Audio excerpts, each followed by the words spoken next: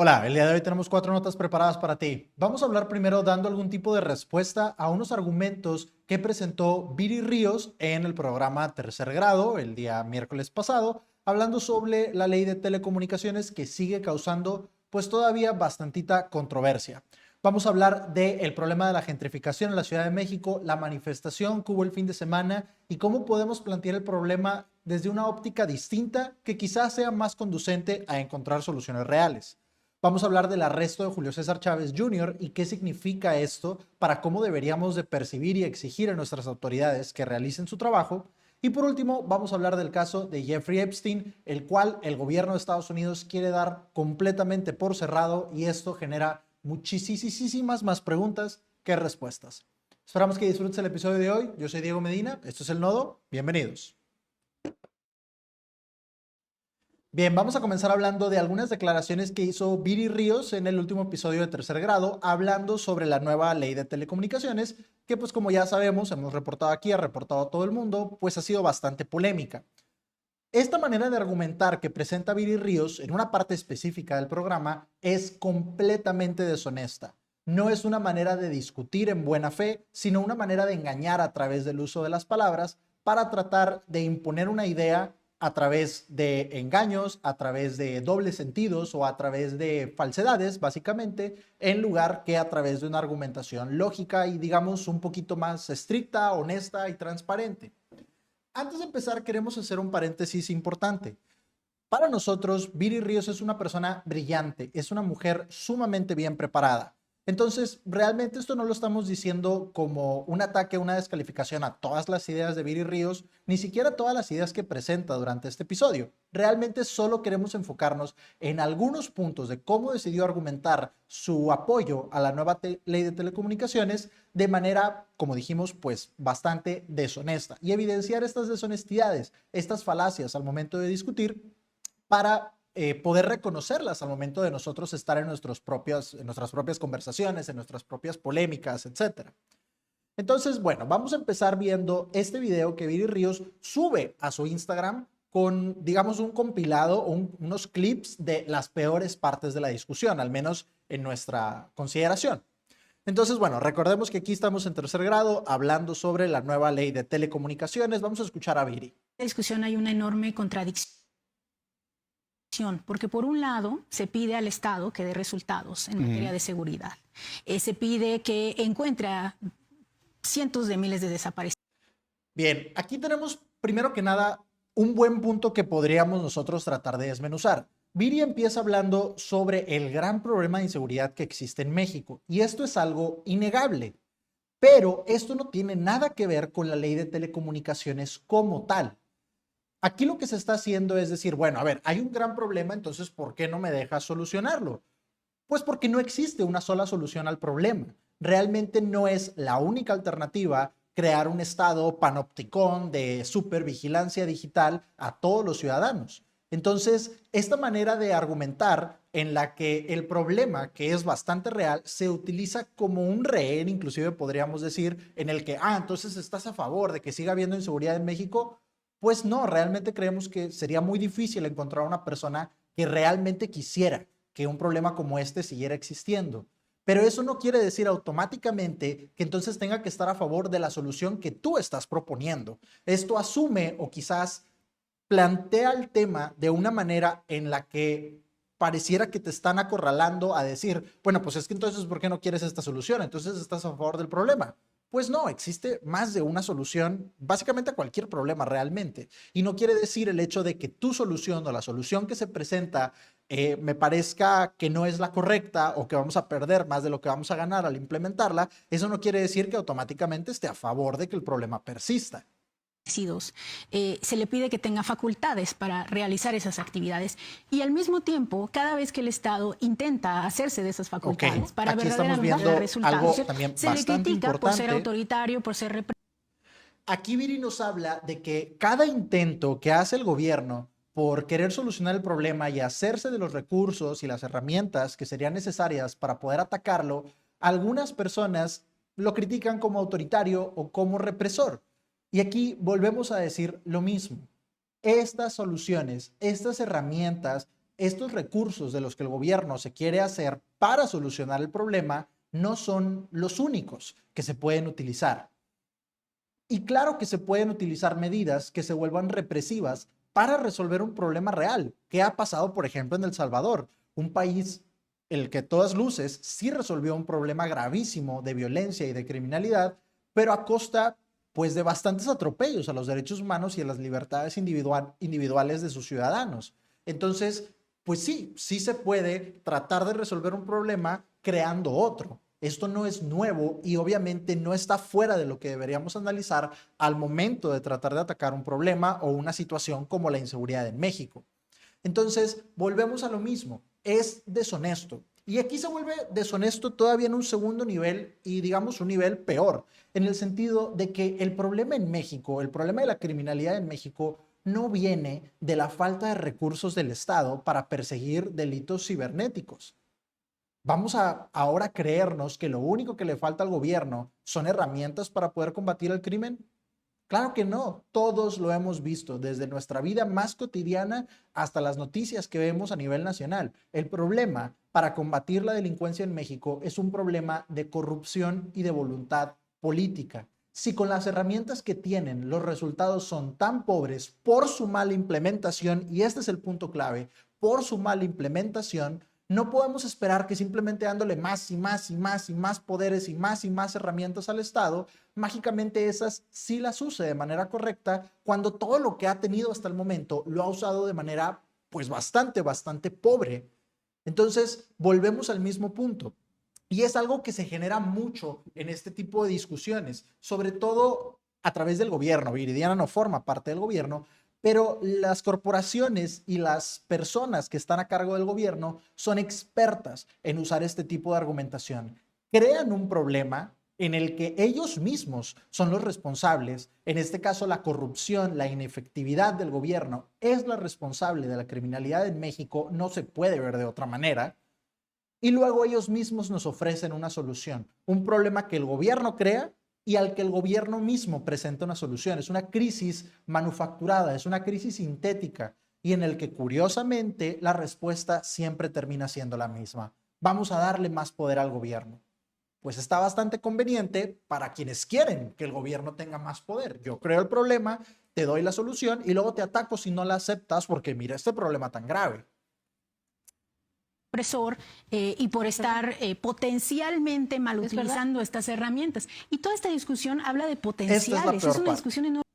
Cuando Viri habla de que, bueno, es que estos problemas son potenciales. ¿Quién asegura que el gobierno va a usar mal estas herramientas? A ver, ¿y quién asegura que las va a usar bien? Eso también es potencial. Decir que el gobierno va a usar bien estas herramientas o decir que va a usar mal estas herramientas, estamos de acuerdo, ambos son potenciales porque nadie puede ver el futuro. El fondo de este argumento no es descalificar las personas que tengan algún tipo de sospecha de cómo va a usar el gobierno los poderes que le da esta nueva ley de telecomunicaciones, porque pensar que los va a usar bien también es una sospecha. Entonces, ese no es un punto para distinguir ninguna de las dos posturas. Lo que queremos decir es que está diciendo una obviedad, es que es potencial, bueno, todo es potencial antes de que suceda. Y el punto que quisiéramos ver más de fondo en esta parte de sus declaraciones es el detalle de que en el fondo lo que nos está diciendo es confía en el gobierno. Y es algo que creemos que no debería de hacer la gente.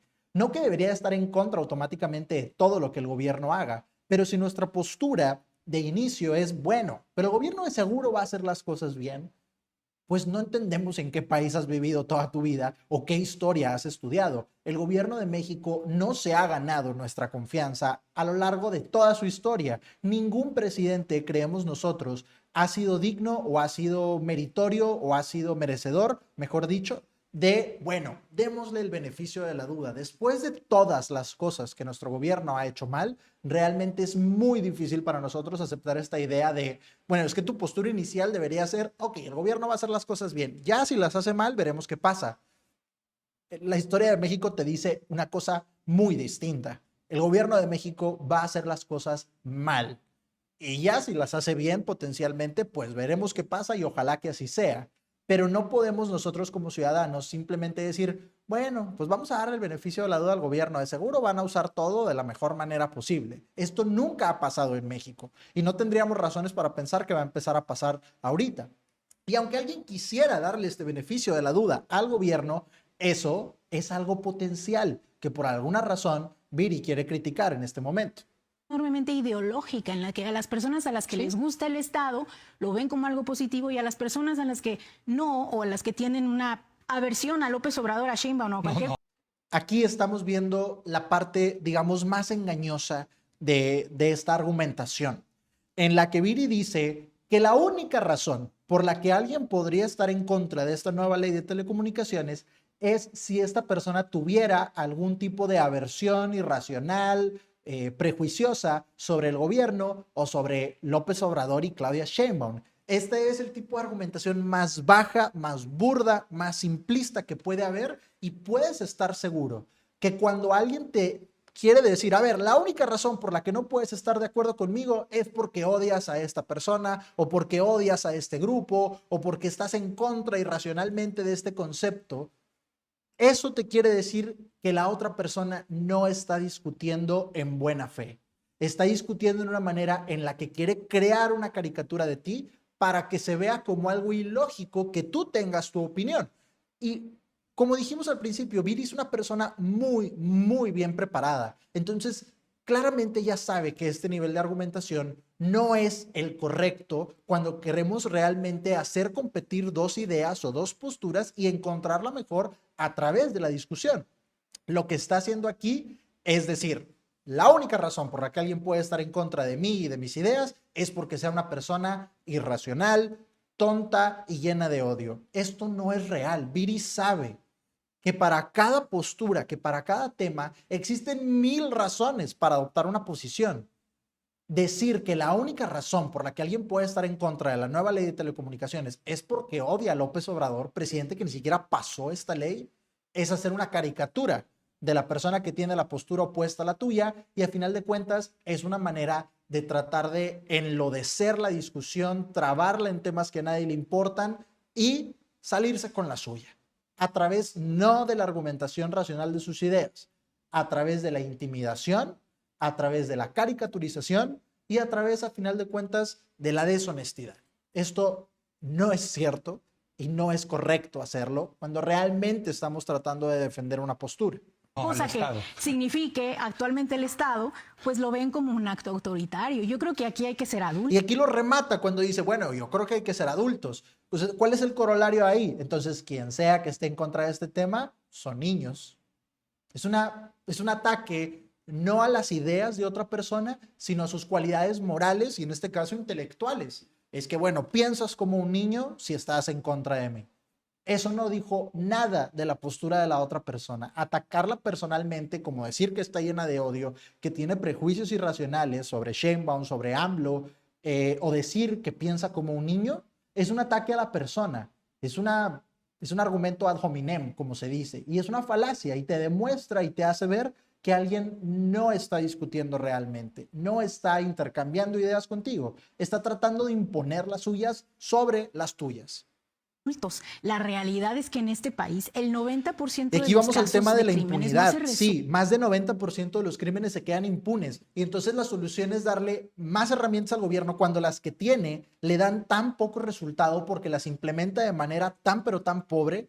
Esto no es cierto, esto no es correcto. Como diría Viri, esto no es normal. No es normal que un estado, digamos, no es un estado muy moderno, pero tampoco es un estado de cualquier isla tropical que tiene 3 funcionarios. No, es un estado gigante como el mexicano, con todas las herramientas y las adjudicaciones legales y todo lo que puede hacer, nos puede dar estos resultados con lo que tenemos actualmente. 90% de impunidad en los peores delitos que tiene este país.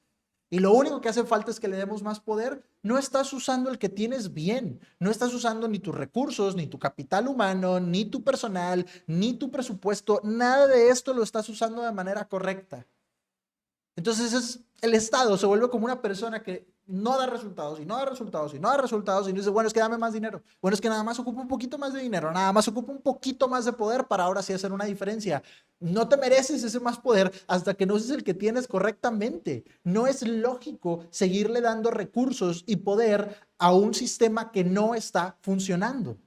Esa no es la solución. Le podemos aventar el 100% del presupuesto del país a la policía y no va a cambiar nada, porque el problema es de corrupción. Es un problema sistemático de corrupción en este país. No es un problema de un Estado que no tenga las herramientas para combatir al crimen. Y lo hemos visto porque cuando resulta que hay alguna presión política externa, como puede ser la de Estados Unidos, o cuando hay algún grupo favorecido que quiere usar el poder del Estado para atacar a otro grupo delictivo, ahí sí se usa muy bien y ahí sí hay arrestos y decomisos y hay deportaciones o extradiciones, o sea, ahí sí se pueden hacer las cosas. Es un problema de voluntad política y de corrupción, no de que le falte más poder al Estado. Resuelven y no se resuelven en gran medida porque no se tiene suficiente información y en efecto los criminales operan. Esto no es cierto, otra vez esto no es cierto. Los peores delitos de este país no se quedan impunes porque no pueden vigilar correctamente las redes sociales y las telecomunicaciones de los delincuentes. Créanme que este no es el problema.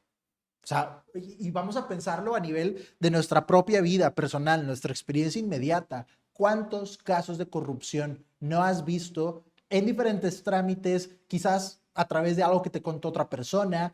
Desgraciadamente, probablemente algunas de las personas que nos vean tengan alguna experiencia con esto en el contexto del crimen organizado. Entonces, no nos chupemos el dedo. O sea, ahora resulta que, bueno, es que sí, hubo un enfrentamiento entre militares y delincuentes, o hubo un homicidio como el que hubo en la Ciudad de México. Y no, pues no podemos encontrar a las personas porque no podemos rastrear sus redes sociales. Por favor. Con internet, con acceso a redes sociales y con teléfonos desde las cárceles. Pero ahí cobra relevancia lo que decía. Cobra relevancia tener la información en esta discusión. Entonces, bueno, pues estas fueron las declaraciones de Viridiana Ríos, una mujer que es brillante, queremos repetir eso.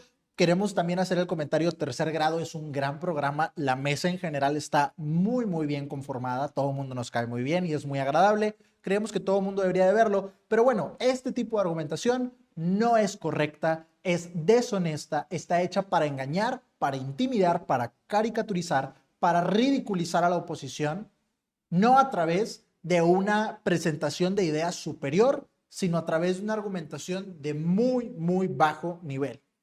Y vamos a aprovechar para hablar de otros puntos que se han mencionado sobre este tema de la ley de telecomunicaciones.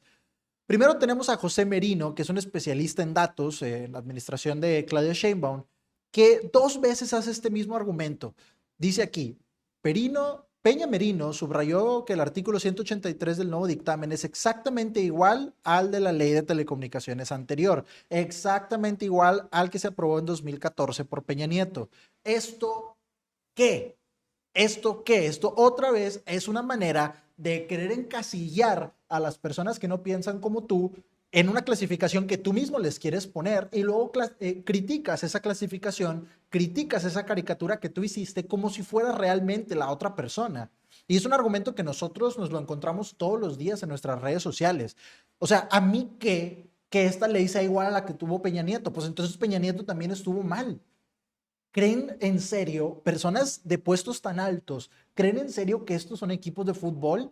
¿Creen que yo me voy a trabar entonces en mi argumentación si yo digo, a ver, esta ley de telecomunicaciones está mal? Ah, pues era la misma que tenía Peña Nieto. Entonces yo voy a decir, ay, no, entonces ¿ahora qué voy a decir? ¿Qué voy a decir? Pues Peña Nieto también estaba mal, eso es lo que voy a decir. No tengo ningún problema diciéndolo. Nadie está atacando, al menos no una persona honesta, como nosotros tratamos de ser en este tipo de discusiones. Nadie que tenga realmente un interés en lo que pasa en México está atacando esto porque lo pasó Morena. Si lo pasó Peña Nieto estuvo mal, y si lo ratifica Morena, Morena está mal. Así de sencillo. No es cierto, y es una caricatura el decir de que, bueno, si estás en contra de Morena, entonces estuviste a favor del PRI y del PAN. ¿Por? Claro que no. ¿Por qué?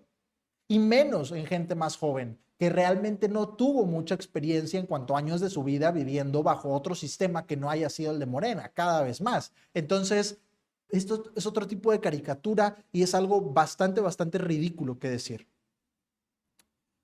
Y por último, queremos hablar de esos otros argumentos que también nos encontramos mucho en nuestras redes. En México no hay censura, hay difamadores.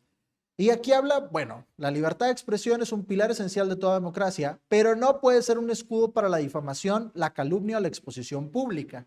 Este es otro punto muy interesante. Cuando se habla de que, bueno, entonces, ¿qué? ¿Quieres que la gente siga diciendo mentiras en redes sociales? ¿Quieres que siga viendo historias falsas en las redes sociales? A ver, aquí estamos, o sea, si te ponen este argumento de nuevo es muy simplista, decir, entonces estás a favor de las mentiras, pues no, ¿quién va a estar a favor de las mentiras? O sea, yo creo que todo mundo desde que tenemos 2 años sabemos que decir mentiras está mal. Ya si quieres mentir o no, si te conviene o no mentir, eso es otra cosa, pero todo mundo diríamos que está mal. Entonces, pues es algo muy burdo, es una obviedad decir que, ay, es que estamos en contra de las mentiras. Todo mundo está en contra de las mentiras, básicamente. El detalle aquí es que hay que trasladarlo a la práctica, porque una ley tiene que ser práctica. Y aquí la pregunta se convertiría en ¿quién va a decidir qué es verdad y qué es mentira? Si es una ley que tiene que ver con un proceso judicial o penal, entonces el gobierno a final de cuentas tiene que dar un fallo.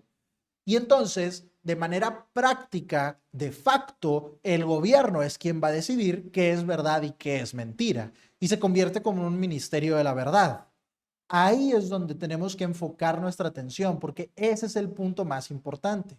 Si nosotros le damos este tipo de facultades al gobierno para evitar la difamación y las calumnias y las mentiras, en pocas palabras, le estamos dando al gobierno el poder de decidir qué es verdad y qué es mentira. Y esto obviamente ya es incompatible con cualquier tipo de libertad individual o de democracia o de libertad de la prensa, básicamente de cualquier tipo de libertad de expresión. Porque yo puedo decir algo, el gobierno dice que estoy mintiendo y entonces soy culpable de un delito que es calumnia o difamación o lo que sea. El gobierno no puede tener la libertad, no puede tener la facultad ni el poder de decidir qué es verdad y qué es mentira. Porque el gobierno también es un agente que está dentro de esta dinámica de poderes. Y el gobierno también tiende a ver, como cualquier agente racional, su propio poder con mayor interés que el del resto, que el de la ciudadanía, que el del empresariado, que el de un gobierno extranjero, etcétera. Entonces, darle al poder al gobierno de decidir qué es verdad y qué es mentira en nuestro país es darle al gobierno la capacidad de perpetuar y expandir su poder a costa de los poderes de estos otros grupos, de los cuales el que más nos interesa a nosotros obviamente es la ciudadanía. Este es el problema con este tipo de argumentos. Y aquí, bueno, vamos a también responder ya para terminar esta nota a algunos de los comentarios que nos hicieron a nosotros. Nosotros comentamos en el video de Viri una frase de Benjamin Franklin, quien dice, quien sacrifica libertad por seguridad termina sin ninguna. Una frase ahí muy matona. Entonces, hubo varios comentarios que también nos parecen importantes responder, o al menos interesante, pero no los vamos a poner aquí en la pantalla porque pues tampoco queremos aquí poner el perfil de otras personas. Ese no es nuestro interés. Realmente no conocemos a nadie de estas personas, pero las ideas son las que nos parecen importantes. Primero que nada, alguien nos pone, pues China es un ejemplo de eso y no veo a sus habitantes quejándose por la libertad. Pues ¿por qué será? Pues ¿por qué crees? O sea, alguien realmente dice de manera seria, bueno, a ver, ¿y por qué no se quejan en China si los están vigilando todo el tiempo y tienen intervenidas todas sus redes sociales y tienen intervenidas todas sus vías de comunicación? Entonces, ¿por qué no se quejan? A ver, ¿por qué no los veo quejándose? Pues ¿por qué crees? Pues ¿por qué crees? Porque están vigilados. ¿Por qué están vigilados? O sea, ¿qué pregunta es esta? Es increíble. Luego vemos otro argumento que también existe mucho. Dice una persona, usas Instagram y ya sabes dónde viven, dónde te encuentras, qué compañía de celular, tus datos, tu geolocalización, etc. Entonces ni siquiera tienes libertad. A ver, este argumento también es muy común. A ver, primero que nada, es absurdo decir que Instagram tiene los mismos intereses en coartar la libertad de un ciudadano y sobre todo los mismos recursos como el monopolio del uso de la fuerza que caracteriza al Estado para coartar la libertad de un ciudadano. Ese es el primer punto.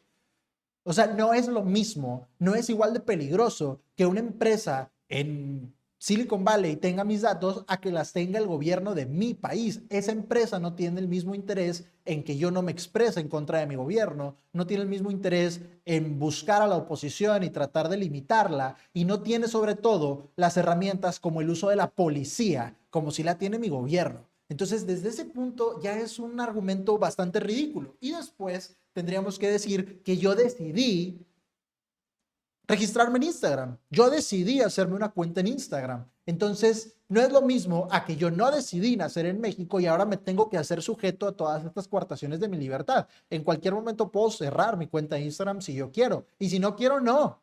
O sea, esto es bien importante. O sea, no estoy diciendo que todo el mundo cierre su cuenta ni nada por el estilo. Pero al menos yo estoy consciente y decidiendo qué es lo que estoy haciendo. Cuando estás como ciudadano de un gobierno que te reprime, tú no decidiste eso, ni tienes manera de decidir simplemente salirte de ese esquema. Entonces, pues bueno, esto también es un argumento muy ridículo. Bien, vamos a pasar a otro punto que es el tema de las protestas que hubo en la Ciudad de México sobre la gentrificación. Y aquí queremos decir algo. La manera de plantear este problema está llena de inconsistencias, de incongruencias, de contradicciones dentro del grupo de personas que, digamos, más apasionadamente tratan de atacar este problema o tratan de hablar sobre este tema. Y es que, vamos a ser honestos, aunque sea una posición que quizás cause algún tipo de descontento a algunas personas. ¿Qué es lo que estamos viendo aquí? La gentrificación es un fenómeno en el cual una población externa a una comunidad llega y causa una disrupción tanto cultural como económica. O sea, llegan personas que cambian las dinámicas económicas, los precios que se pagan por las cosas, específicamente por las rentas, etcétera, y además cambian el carácter cultural de una comunidad, como en este caso una colonia, como estas colonias, la Roma, la Condesa en la Ciudad de México. Ok, y además aquí tendríamos que agregarle que esta población, en este caso específico que se está criticando, es una población extranjera que trae un cambio extra, que es un cambio cultural pues muchísimo más fuerte, porque no es gente de la misma ciudad, no es gente del mismo país, sino es gente con una cultura completamente distinta, que es de otro país. Trae un cambio cultural muchísimo más fuerte y un cambio inclusive en el lenguaje que se utiliza, porque las personas que están llegando a estas colonias principalmente provienen de Estados Unidos, que obviamente no habla español. ¿A qué problema les suena también parecido? Pues al problema de la inmigración ilegal en Estados Unidos, la inmigración masiva ilegal en Estados Unidos, que es algo que en México pues queremos defender. Y aquí es donde vemos una primera contradicción y una muy fuerte. Tú dices, a ver, esta gente está llegando de fuera, está cambiando la cultura de mi comunidad, está cambiando el idioma que se habla y está cambiando la dinámica económica. Y eso a mí no me gusta. ¿Y qué están haciendo los migrantes latinoamericanos en Estados Unidos? Están cambiando la identidad cultural de los lugares a los que llegan en masa, están cambiando el idioma que se habla en muchísimos de los casos y están cambiando la dinámica económica, bajando los sueldos. Esto es algo que tampoco le tiene por qué gustar a los trabajadores nativos de ese país. Y no estamos defendiendo a ningún argumento sobre el otro, solo estamos diciendo que son incompatibles. Una persona coherente no puede estar a favor de la inmigración ilegal y en contra de la gentrificación. Gentrificación que lo peor del caso es que al menos es en mayor proporción legal. Hay muchísimos inmigrantes ilegales que provienen de Estados Unidos en México, pero no tantos como al revés. Entonces, ni siquiera este argumento tienen a favor. Y aquí queremos decir algo que es muy importante para tratar de ser una persona, digamos, congruente al momento de hablar. Muchas personas quizás están diciendo, quizás ya van a medio comentario que nos van a poner aquí en este clip o en este video, diciendo, no, pero es que los trabajadores mexicanos en Estados Unidos les ayudan a ellos y les dan trabajo barato y son buenos para su economía y los inmigrantes de Estados Unidos en nuestro país son malos para nuestra economía. Pues, ¿qué crees? Que a ti no te toca decidir qué es lo que una población externa, extranjera, va a tomar como bueno y malo. Y este es un punto importante para nosotros. No tienes por qué estar tú diciendo, no, es que ellos, o sea, los inmigrantes que se van de aquí para allá, ellos te hacen bien, ellos son buenos. ¿Tú quién eres para decir eso? Ellos son los que viven allá, ellos son los que van a decidir qué es bueno y qué no es bueno para su propio país. Así como nosotros vamos a decidir qué es bueno y qué no es bueno para México, porque quizás alguien también podría argumentar, ay, esta gente que se va de Estados Unidos a México, ¿a poco no gasta muchísimo en los negocios de tu país? ¿Y a poco no te ayuda a que la comunidad sea más segura? ¿Y a poco no bla, bla, bla, bla, bla, beneficios económicos, turismo, etcétera? Entonces, pues sí, pueden hacer ese argumento y la respuesta lógica debería decir, sí, qué padre, pero yo soy el que va a decidir qué es lo que conviene y no conviene en mi país, así como ellos son los que van a decidir qué es lo que conviene y no conviene en su país. Entonces, estas primeras contradicciones nos parecen muy interesantes y nos parecen que hablan de un tema más ideológico que de un tema de realmente ver el problema como tal. Y después de esto queremos pasar a algo muy interesante, que es ver este problema desde el punto de vista que más probablemente lo puede resolver. Y es que pensar que la gentrificación es un problema es una intuición, es un instinto sumamente en el fondo conservador. Y esa es la manera de enfocar el problema, a través de una ideología conservadora. Desgraciadamente, la izquierda es quien tiene, los liberales son quienes tienen, digamos que el monopolio o el control de esta discusión, pero no es compatible con su ideología, es compatible con el conservadurismo, porque veamos qué pasa en el fondo. Realmente lo que estamos viendo aquí cuando hablamos de que la gentrificación es un problema, es un deseo por conservar la identidad cultural, conservar el idioma, conservar las tradiciones y en muchos casos conservar a la misma comunidad de personas en un lugar. Este es básicamente el punto esencial del conservadurismo. Esto es la ideología del conservadurismo resumida. Es creer que vale la pena conservar las tradiciones, las instituciones culturales y conservar a las mismas personas en un mismo lugar y conservar a otras en otro lugar, y que a través de esto exista una diversidad que de verdad enriquezca el mundo. Entonces, por eso decimos que es una intuición, esto de querer conservar, es que se está perdiendo la identidad de mi barrio y bla, bla, bla.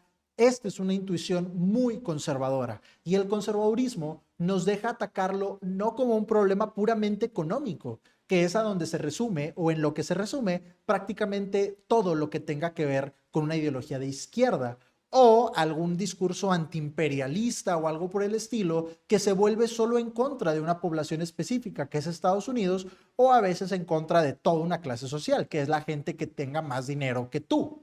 Entonces, pues esto obviamente no es de lo que estamos hablando. De lo que estamos hablando es de conservar una comunidad. Entonces, bueno, pues estas protestas sí se pusieron bastante violentas, hubo muchos destrozos, que al final hablamos un poquito de ellos también. Admite que hay que regular la gentrificación, condena la violencia en las protestas. Sí se condenó muchísimo de lo que fueron los ataques, pues, racistas, estos discursos de odio que se registraron específicamente en contra de personas que vienen de Estados Unidos. Pues sí es algún tipo de discriminación, no podemos decir que no. Vimos que Morena quiere hacer algunos diálogos ciudadanos con algunos grupos que son los que están más, digamos que tomando la batuta de este tipo de manifestaciones. Pues está bien. Y aquí ya vemos lo importante, que la vivienda es el tema de fondo en esta discusión. Expresan, bueno, se reprueban estas expresiones de xenofobia contra personas migrantes, y esto pues nos parece que es muy congruente con la posición histórica de México. México nunca ha sido un país que esté en contra de la migración, ni hacia México ni desde México, y sobre todo en este momento que Estados Unidos ha puesto el dedo sobre ese tema, pues sería muy extraño querer decir que estamos en contra ahora de la inmigración. De hecho, el Departamento de Estado en Estados Unidos, el Departamento de Seguridad Nacional, sacó esta foto bastante, pues, irónica, diciendo a sus ciudadanos, bueno, a las personas mexicanas que viven en Estados Unidos ilegalmente, diciendo, ah, mira, ¿te gustan las protestas de la Ciudad de México? Yo te ayudo a que te deportes para que vayas y participes también. Pues algo ahí bastante jocoso, ¿no? Que se aventó a Estados Unidos, pero que nos deja ver precisamente esta incongruencia de la que estamos hablando nosotros.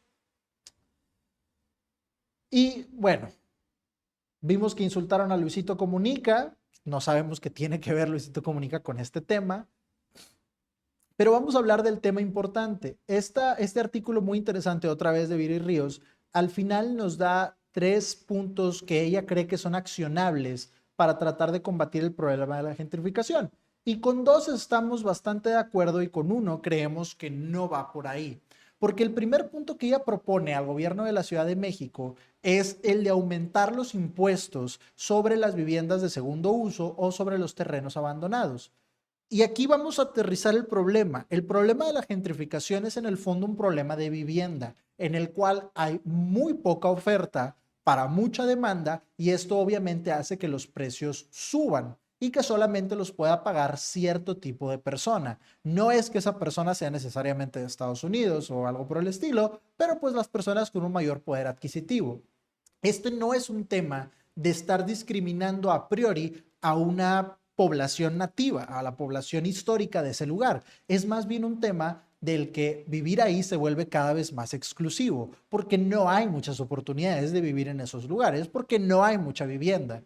Entonces, cualquier traba que uno le ponga al desarrollo de nuevas viviendas en este lugar termina solo por agudizar este problema, en el sentido que si yo le pongo más impuestos a una propiedad de renta que tenga una persona en ese lugar o una empresa en ese lugar, pues ¿cuál va a ser su primer instinto? Va a ser aumentar entonces la renta para que de todos modos le salga alguna ganancia después de rentarlo con los impuestos aumentados. Y se va a volver un lugar todavía más exclusivo. Va a ser un lugar en el que sea más difícil querer construir algo. ¿Yo por qué voy a decidir construir un departamento o un pequeño edificio si los impuestos son tan altos? Pues mejor no lo construyo en otro lado. Y esto disminuye todavía más la oferta que hay. Entonces, este punto de regular a través de hacer más difícil que yo rente una propiedad en esos lugares no es el camino correcto. Lo que queremos hacer es todo lo contrario, que sea más fácil que se pueda rentar alguna propiedad en ese tipo de lugares, para que esto haga que más personas traten de construir edificios, traten de desarrollar espacios en los cuales se aumente la oferta y por lo tanto pueda bajar el precio. Que de hecho son los segundos dos argumentos que presenta Viri en su argumento. Presenta que hay que limitar las regulaciones, quitar regulaciones, no hacer tan complicado construir en esas zonas y en general en todas las zonas. Nos parecería una gran decisión. Entonces, este para nosotros es una solución muchísimo más viable, en la que sabemos que hay regulaciones de construcción muy, muy pesadas que desincentivan que una desarrolladora o que una persona individual con su dinero quiera construir vivienda. Obviamente todo el mundo tratamos de maximizar la ganancia que nos puede dar nuestro dinero. Y si en mis planes está construir un departamento o un pequeño edificio, una vecindad o lo que sea, o un local comercial, lo que sea, pues obviamente voy a buscar que sea en el lugar que más me convenga. Y una persona al momento de rentar va a buscar rentar en un lugar donde más le convenga. Si quitamos estas regulaciones, permitimos que más personas vean conveniente construir en estas colonias, y que por lo tanto, como más personas construyeron, los precios puedan bajar de tal manera que sea más conveniente que muchas personas quieran vivir ahí. Este es el verdadero camino para atacar el problema de fondo, que es un problema de vivienda. Y aquí queremos ver un punto todavía más interesante, que es el tema de cómo hemos entendido el desarrollo económico de México. Veamos este mapa que tiene que ver con la densidad de población. El país está vacío. ¿Por qué hay tantas personas compitiendo por una renta en la Ciudad de México o en ciudades grandes como Monterrey, en menor medida Guadalajara? Porque no hay opciones fuera de estas ciudades. Estas ciudades no tienen un aumento de población a través de una gran tasa de natalidad. Tienen un aumento de población a través de gente de zonas más rurales que emigran y se van a vivir a estas ciudades.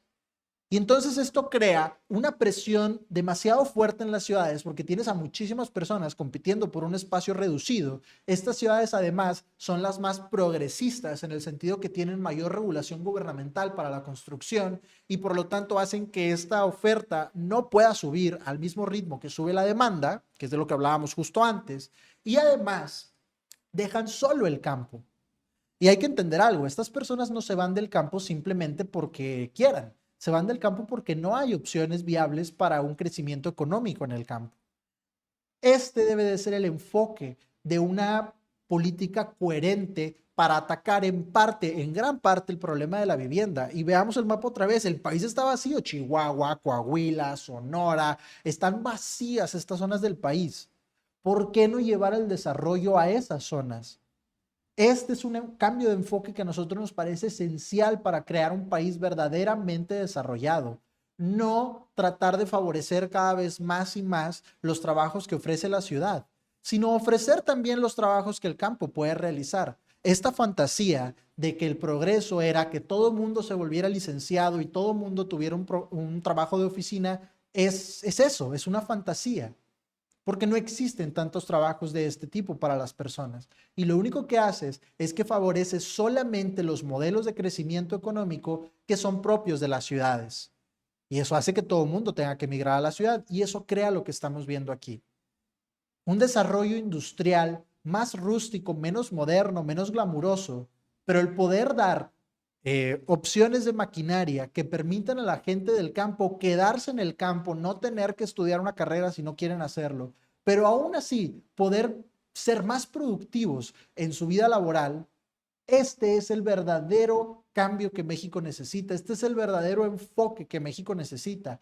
Desarrollar a las personas del campo, no convirtiéndolas en personas de la ciudad, sino dándole las herramientas para que puedan explotar a la mayor proporción su potencial sin tener que salir del campo si así no lo quieren. Y esto es algo importante y habla de la misma identidad cultural y de la misma población nativa de un lugar que hablábamos, que como decíamos, es un concepto bastante conservador. Decimos, no hay por qué ver el progreso como convertir a las personas del campo en personas de la ciudad. Las personas del campo en muchos casos se quieren quedar ahí. Las personas de los pueblos pequeños o de las ciudades pequeñas se quieren quedar ahí. El gobierno debe de darles las herramientas para que eso sea viable. Y si se quieren ir, que se vayan, claro, obviamente.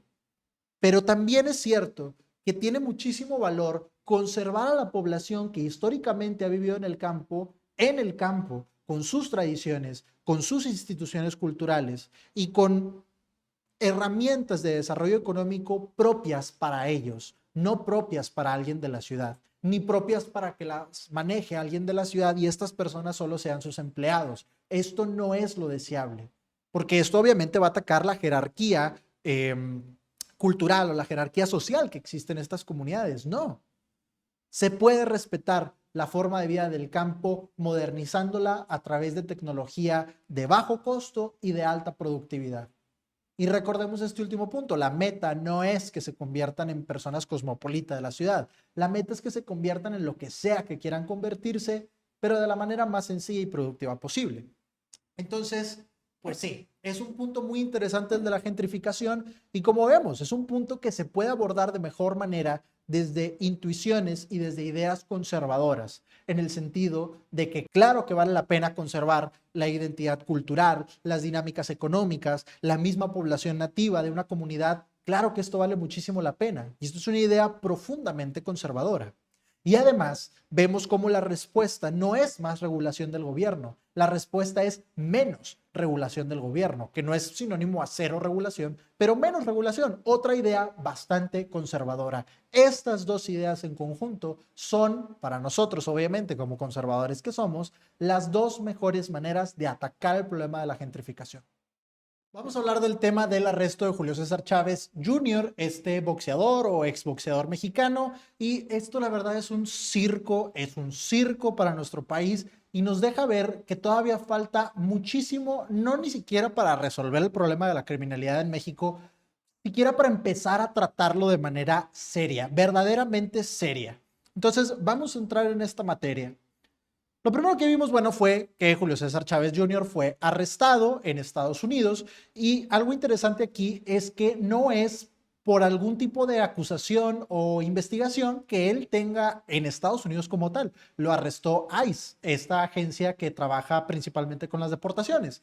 ¿Por qué? Pues porque él tiene acusaciones y órdenes de aprehensión en México. Entonces, obviamente, pues lo tienen que deportar.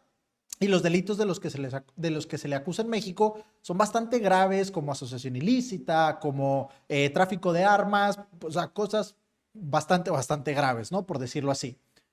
Y fue quizás para muchísimos de nosotros una sorpresa, inclusive para algunas personas dentro del gobierno, incluida la presidenta, fue una sorpresa. Ahorita vamos a hablar de este detalle de que ella no tenía conocimiento de esto. Pero lo primero que vimos fue que se acepta que sí, que en realidad había una orden de aprehensión contra él en México y que sí está acusado de todos estos delitos en nuestro país.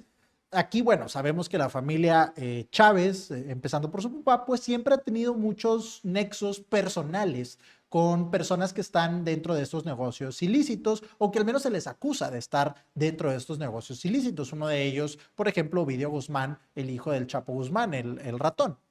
Entonces, pues bueno, vimos aquí algunas declaraciones de Claudia Sheinbaum donde dice que sí hay una orden de aprehensión y que bueno, en México todo el mundo es inocente hasta que se demuestre lo contrario. Pues es algo bastante correcto y bastante importante de tener siempre en mente. Pero pues no hubo mucho más que nos diera Claudia Sheinbaum aquí. Dijo que no tenía ninguna relación con Morena. Quizás algunas personas han empezado a decir que Morena está metido en esta jugada. Bueno, no sabríamos exactamente en qué capacidad o en qué sentido. Entonces dijo, pues él cometió delitos, no tiene nada que ver con Morena. Perfecto. El problema de esto empieza con las declaraciones de Hertz Manero. Y es que esta orden de aprehensión existe desde el 2023. Entonces tenemos 2 años en los que México no ha hecho nada para arrestar a esta persona que está acusada de delitos tan importantes. Y las declaraciones de Hertz Manero, que es el titular de la Fiscalía General de la República, son desastrosas, honestamente, son desastrosas, y es algo que como población debemos de rechazar en el segundo que lo escuchemos, porque no nos ayuda en nada. Vamos a hablar de la realidad. El detalle es que teníamos a esta persona, Julio César Chávez Jr., con estas acusaciones tan graves de delitos que han estado haciéndole tantísimo daño a nuestro país. Y desde el 2023 no se podía hacer su arresto. Entonces, lo que no queremos cuando alguien sale a la tele, lo que no queremos cuando nos hablan nuestros funcionarios son excusas. Y sobre todo, no queremos que se le eche la culpa a otra persona, porque atacar un problema honestamente, atacar un problema con seriedad no es buscar qué es lo que todos los demás hicieron mal, sino es buscar qué es lo que yo puedo hacer para hacer mi trabajo. Esto es algo evidente, esto es algo obvio. Vamos a escuchar esta declaración. Contra esa persona. Esa persona ese mismo año entró a los Estados Unidos con el conocimiento de las autoridades americanas, con una visa de turista que le aceptaron. Ellos sabían perfectamente que había esa orden de aprehensión. Se estableció en los Estados Unidos, se casó en los Estados Unidos, actuaba libre y absolutamente en territorio americano y ha estado ahí mientras nosotros hemos estado haciendo desde esa fecha hasta el día de hoy el requerimiento para que nos los entreguen. Y resulta que la información, que además la ratificó el gobierno americano y que la ratificó el padre de esa persona, que dijo que este individuo vivía en los Estados Unidos, protegido por las leyes. Ahí, o sea, la culpa es de Estados Unidos entonces. No lo habíamos podido arrestar porque se fue a Estados Unidos. Ok, puede ser algo relativamente aceptable como argumento, en el sentido de que, bueno, pues ni modo que yo me meta a Estados Unidos y lo arreste. El detalle es que esto es una mentira y es solamente una manera de aventarle la responsabilidad a otra persona en vez de aceptar tu culpa. Y tampoco pretendemos que los funcionarios y que los políticos mucho menos salgan y digan, sí, no sirvo para mi trabajo, lo hice mal, me equivoqué. Sería lo correcto, sería lo honorable, sería lo que cualquier persona decente haríamos cuando nos equivocamos, pero no creemos que los políticos encajen muy bien en estas clasificaciones. Entonces tampoco queremos pedirles tanto, por así decirlo. Pero el detalle es que mínimo no le eches la culpa a alguien más cuando la culpa la tienes tú. Y esto viene de que Julio César Chávez Jr. estuvo, para empezar, vamos a ver aquí, la orden de aprehensión está vigente desde enero del 2023 y entró a Estados Unidos hasta agosto del 2023. Entonces tuvimos todos estos meses con Julio César Chávez Jr. en México, en los cuales no se cumplimentó esta orden de aprehensión. Esto ya exime a cualquier otro país de tener la responsabilidad primaria. 7 meses estuvo aquí y ¿por qué no hiciste nada? Y lo peor es que vuelve a entrar a México en diciembre del 2024 y se va hasta el 4 de enero del 2025 y entra pues por la frontera, obviamente. Entonces, ¿dónde está el control que podemos darle a nosotros en la frontera? Entra a México una persona con una orden de aprehensión en diciembre del 2024 y sale de México por la frontera en enero del 2025 otra vez. Y en ambos casos no hiciste nada. Entonces, no es culpa de que Estados Unidos no te lo diera, no es culpa de que Estados Unidos no te lo entregara, es culpa de que no quisiste hacer nada hasta que se volvió un caso mediático. Tampoco estamos diciendo que tengan que hacerse públicas todas estas órdenes de aprehensión. Obviamente esto solamente va a alertar a los criminales sobre que tienen que esconderse mejor o tienen que huir o algo por el estilo. No esperamos que sea algo público, pero esperamos que se cumpla cuando la orden de aprehensión esté ahí. 2 oportunidades, 7 meses en el mismo año que se emite la orden de aprehensión y después una entrada y una salida por fronteras nacionales, es absurdo, es ridículo que no lo hayas podido arrestar en cualquiera de esos momentos. Lo que pasa aquí es que no querías arrestarlo. Y lo peor es que este ya es un patrón que hemos visto repetido en muchos casos. ¿Qué vimos con los bancos que Estados Unidos acusó de lavado de dinero? Que no se había hecho nada hasta que Estados Unidos puso el dedo en el renglón. ¿Qué habíamos visto con las deportaciones de criminales? Que no se hizo nada hasta que Trump empezó a ponerse más serio con este tema. ¿Qué habíamos visto con algunas redes de lavado de dinero en Sinaloa? Que el gobierno no tenía ni idea que existían tantos negocios que eran simplemente un frente para lavar dinero para asociaciones criminales. Entonces, este patrón nos deja ver que todavía no estamos ni siquiera atacando el problema de manera seria, de manera real. Si necesitas que Estados Unidos ponga atención en un tema para ahora sí tú ponerte las pilas, quiere decir que tú no te las estabas poniendo. En algunos casos en los que tú no tenías ni idea que alguien estaba realizando estos delitos y Estados Unidos te tuvo que venir a decir. Y en este caso todavía peor, en el que tú sí estabas consciente de estos delitos. Él no está acusado de nada en Estados Unidos, en el que tú sí estabas consciente de estos delitos y estabas dejando que el tiempo pasara por alguna razón. Y aquí volvemos a algo que comentamos previo en este episodio. Viri decía, bueno, es que hay tanta impunidad porque al país le faltan herramientas y no sé qué. Ahí están todas las herramientas para generar la orden de aprehensión y aún así no habían hecho nada. Esto no es un tema de capacidad, es un tema de voluntad.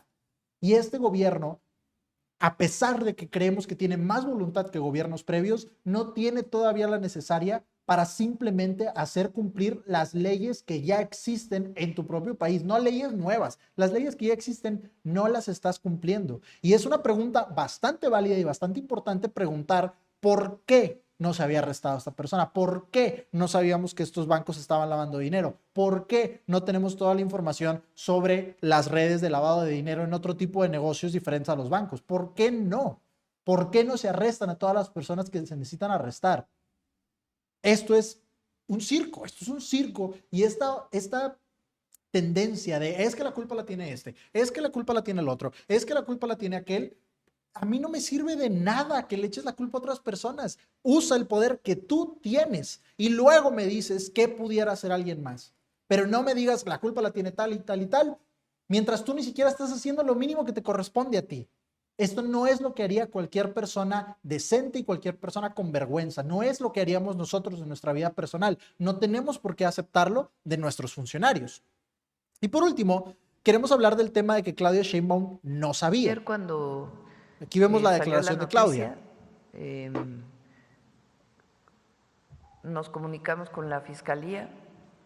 Cuando le preguntan sobre esta orden de aprehensión, ella dice que no tenía conocimiento, ella no sabía. Es una orden de aprehensión que incluso inicia la carpeta de investigación en 2019. No podemos criticar eso realmente. Se otorga la orden de aprehensión. Pues la presidenta tampoco tiene por qué estar enterada de todo lo que está haciendo una fiscalía y todas las fiscalías y todo esto. Por eso existen muchísimos puestos en el gobierno. Entonces, no nos parece algo raro ni algo negativo que Claudia no estuviera enterada de que había una orden de aprehensión contra Julio César Chávez Jr. Quizás lo único que podríamos decir al respecto de esto es que es una persona tan pública, es una persona tan famosa que, bueno, pudiera haber sido benéfico que la presidenta lo supiera para tratar de ganar un punto político con su arresto. Pero, ok, no vamos a criticar eso porque no nos parece tan criticable. El problema, que no tiene que ver necesariamente con Claudia Sheinbaum, viene después.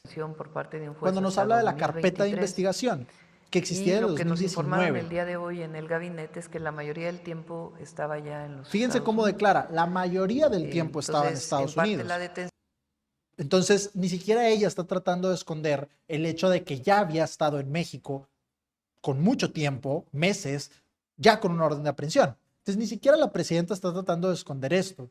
Es una manera simplemente de desviar la atención y de desviar la responsabilidad que no nos ayuda en nada. No nos ayuda en nada, solo ayuda a los políticos. La aprehensión pues tiene que ver con la orden de aprehensión que hay en México y se espera que pueda haber una deportación. Que se deporte, perfecto, pues claro, sí, tiene que deportarse, pero volvemos al punto del principio. Salió la noticia, nos comunicamos con la Fiscalía y el fiscal me dijo sí tiene una orden de aprehensión. Ok, perfecto, no tiene por qué saber es una orden todas las órdenes de aprehensión, pero la carpeta de investigación inicia en 2019. La orden de aprehensión se emite hasta el 2023 y aún así no lo arrestaste. Estas famosas carpetas de investigación no sirven para nada. ¿Cuántos delitos no han quedado en ya abrimos una carpeta, ya se integró esto a la carpeta, y la carpeta, y la carpeta, y la carpeta? Esas carpetas ese sistema de carpetas, lo que sea que estén haciendo con esas carpetas, no está funcionando. No está funcionando. Estos argumentos de querer decir, bueno, pero estamos trabajando. Pues sí, para empezar es tu responsabilidad y volvemos a algo que habíamos comentado en un episodio previo. Lo que queremos es resultados, lo que queremos ver es que la criminalidad en el país baje, lo que queremos ver es una realidad inmediata para nosotros como ciudadanos mejor. No queremos carpetas, no queremos que le eches la culpa a otro país, no queremos nada de esto, queremos que las cosas mejoren. Este es nuestro punto. Entonces, pues como dijimos, esto es un circo, es ridículo, es humillante para el país que Estados Unidos tenga que estar haciendo tus arrestos, tenga que estar haciendo tus investigaciones, tenga que decirte quién está lavando dinero, tenga que arrestarte a las personas a las que tú mismo no les cumples, no les cumplimentas sus órdenes de aprehensión. Esta tendencia de echarle la culpa siempre a Calderón, ahora a Estados Unidos, siempre a otra persona, no ayuda. Lo único que va a ayudar, lo único en lo que podemos ayudar nosotros como ciudadanos es en dejar de aceptar esto como una explicación válida. Los políticos miden qué van a responder y cómo van a afrontar un problema en gran proporción pensando en cómo se va a ver, cómo va a afectar esto su popularidad, cómo va a afectar esto su percepción. Entonces, lo primero que podemos hacer nosotros es hacerles muy claro que este tipo de declaraciones, que cualquier cosa que no sean resultados, no va a verse favorablemente por parte de la ciudadanía. Bien, y pasamos a la última nota del día de hoy. El gobierno de Estados Unidos ya fijó una postura sobre el caso de Jeffrey Epstein. La investigación se dio completamente por terminada y, a final de cuentas, la conclusión es que no hay ninguna lista de clientes de Jeffrey Epstein, aunque ahorita vamos a ver un detalle importante ahí. Y pues básicamente ya no hay nada más que investigar. No fue algún caso de conspiración, nadie lo atacó, él mismo hizo lo que hizo para acabar con su vida en esa celda en una cárcel de Nueva York. Este es un tema muy interesante, muy profundo, pero vamos a hablar de por qué es tan increíble y por qué ha causado tanta indignación esta conclusión por parte de las autoridades de Estados Unidos en ese país. Y también dar un poquito de por qué este tema puede llegar tan profundo. Entonces, bueno, pues esta fue la noticia. La administración de Trump reconoce que no hay pruebas en los documentos de Epstein. Pam Bondi, que es la fiscal general, dijo que no encontramos nada, toda esta lista de clientes, y ahorita vamos a ver todas las veces que dijeron lo contrario antes de estar en la posición para hacer algo al respecto, esta lista de clientes no existe, entonces ya, nadie tiene por qué ver más nada de este tema. Pero vamos a ver dos palabras clave en las declaraciones que se dan. Fíjense al principio donde dice, esta revisión sistemática no reveló ninguna lista de clientes incriminatoria. Quiere decir que sí existe una lista de clientes, solo que esta lista de clientes no es incriminatoria. Y este ya es un concepto muchísimo más subjetivo. O sea, bueno, es que sí tenía muchos clientes que trabajaron con él. Recordemos que Jeffrey Epstein fue arrestado por tráfico sexual. Entonces, sí había una lista de clientes que trabajaban con él, pero no es incriminatoria. Bueno, pues eso ya es una decisión un poquito, como dijimos, más subjetiva sobre qué es y qué no es incriminatorio. Y después nos dice que tampoco se encontró evidencia creíble, y otra vez, creíble para estas autoridades, de que Epstein chantajeara a personas prominentes como parte de sus acciones. No descubrimos evidencia que pudiera orientar una investigación contra terceros no acusados. Aquí tendríamos que empezar hablando de lo ilógico que es esto. Es una persona que fue arrestada por tráfico sexual. Y la versión oficial que nos está dando Pam Bondi y el gobierno de Estados Unidos es que le estaba traficando a nadie. Se lo estaba traficando todo para su uso personal. Va muy en contra de la definición de tráfico sexual, porque este delito como tal tiene que ver con el hecho de que uno se beneficie económicamente, en la gran mayoría de los casos, tiene que ver con que uno se beneficie económicamente de esta actividad. Entonces, la versión, como decimos, oficial es, estaba traficándole a nadie. Es una persona que tenía esta isla privada, que tenía estos aviones privados, que hacía estas fiestas, que hay más de 1000 víctimas de lo que él hizo y todas fueron para uso personal, recreativo. Es bastante increíble decir esto, la verdad.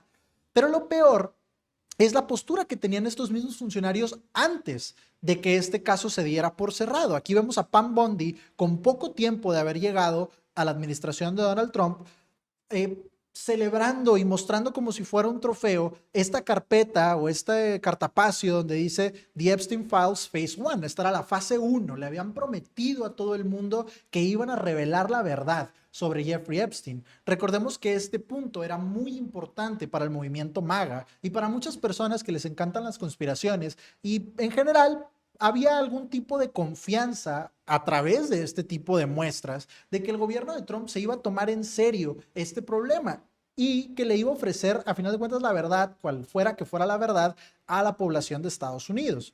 Y pues esto no fue así. O sea, ¿cómo pasamos de esta celebración, The Epstein Files Phase 1 y todo esto? Sí, aquí estamos como si fuera un trofeo. Miren qué serio se ve este muchacho.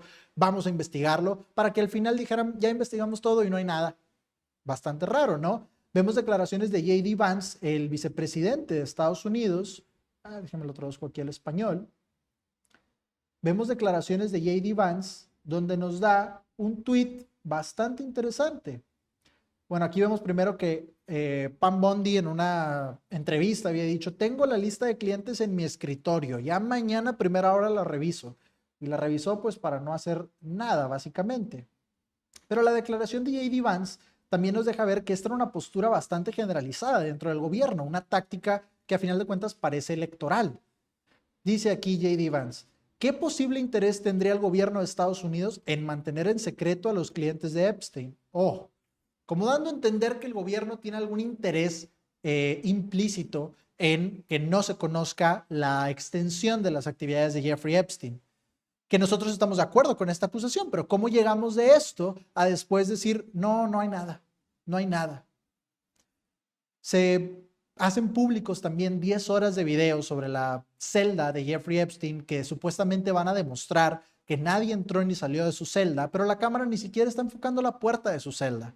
Entonces, volvemos a lo mismo. No hay manera de interpretar esto sin pensar que están escondiendo algo. Vemos gente tan determinada y acusando con tanta libertad el hecho de que claro que sí, hay más y nosotros vamos a revelarlo. Y cuando llegan al poder dicen, no, ya vimos bien y no hay nada que revelar. Y una de las maneras de interpretar esto es precisamente el nivel de involucramiento que tenía Donald Trump. Donald Trump fue un gran amigo de Jeffrey Epstein durante muchos años. A final de cuentas, los dos compartían un círculo social de socialites o de élites en la ciudad de Nueva York en varias décadas del siglo pasado. Pero podríamos ver algo más profundo. Por ejemplo, cuando Elon Musk tuitea, que después lo borró, que Donald Trump está en los archivos de Epstein y que por eso es que no se han hecho públicos. Y vamos a decir algo importante. Esto no quiere decir que Donald Trump haya sido necesariamente un cliente de estas actividades ilícitas de Jeffrey Epstein, pero quizás su imagen, aunque no fuera a este nivel, que sería destruir completamente su imagen y sería un delito además, quizás por esto no se liberan estos archivos, o quizás por eso ahora la versión es que no hay versión, por el hecho de que pudiera afectar al presidente en su imagen pública. Y podríamos irnos más profundo, y podríamos irnos súper profundo, pero se va a salir un poquito del enfoque de este video, quizás en alguna otra ocasión. Pero vamos a decir algo importante. Jeffrey Epstein probablemente, y hay muchísimos indicios de esto, era un agente de inteligencia israelí, trabajaba con el Mossad. Y tenemos declaraciones de esto previas a su arresto en 2019, donde él fue arrestado en Miami, por ejemplo, en 2008, y la persona que estaba encargada de su caso era un tal Alexander Acosta. Este Alexander Acosta declaró ante el Miami Herald, que es un periódico de esta ciudad, que en su momento le dio una sentencia demasiado leve porque alguien le dijo, Jeffrey Epstein es un agente de inteligencia, entonces ya ni le muevas a este tema. Esta declaración existe. Y después de esto, se le acusa a Acosta de utilizar un mal juicio al momento de emitir la sentencia contra Jeffrey Epstein, que como dijimos, fue una sentencia bastante leve. Y como esto podríamos ver muchísimas otras cosas. Jeffrey Epstein trabajó en un colegio de élite en Estados Unidos, en el cual no tenía realmente las credenciales para trabajar en él.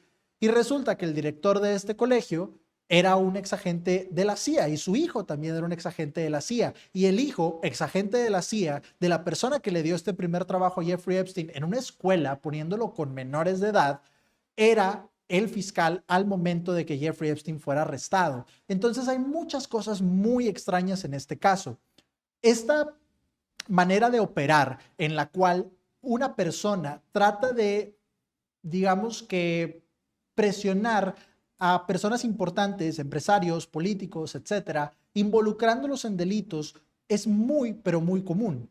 Esta misma manera de operar en la que cuando se arresta a uno de estos agentes de inteligencia se deja libre, también es muy común, y hay casos que también podríamos hablar, como el caso de Lee Harvey Oswald, como el caso del mismo Charles Manson, etcétera. Ya son cosas muy, muy obscuras, pero lo hemos visto. Se arrestan y se liberan, se arrestan y se liberan, se arrestan y se liberan. ¿Y qué tienen en común, por ejemplo, Lee Harvey Oswald, Jack Ruby y en este caso Jeffrey Epstein? Estos supuestos agentes de inteligencia, que cuando dejan de ser útiles o cuando se vuelven demasiado públicos, simplemente se eliminan. Hay cosas muy raras en este caso. Como dijimos, podríamos pasar horas realmente hablando de él, pero para terminar el punto de este segmento muy enfocado es, si alguien piensa que no hay algo raro en este caso, realmente no sabemos en qué realidad vive. Todos estos políticos, antes de estar en el poder, simplemente para ganar popularidad, dijeron que ellos iban a sacar la verdad, que había gato encerrado, que había más de lo que nos estaban diciendo, y cuando llegan al poder, la versión es que simplemente no hay versión. Esto obviamente desafía la lógica y le da más leña al fuego de las conspiraciones. Bien, y esto fue todo por el episodio de hoy. Esperamos que hayas disfrutado estas notas. Esperamos que nos dejes tu opinión en los comentarios. Recuerda que tenemos las versiones de los clips individuales de cada historia en nuestro canal de El Nodo Clips. Yo soy Diego Medina, esto fue El Nodo, te vemos en el siguiente episodio. Hasta luego.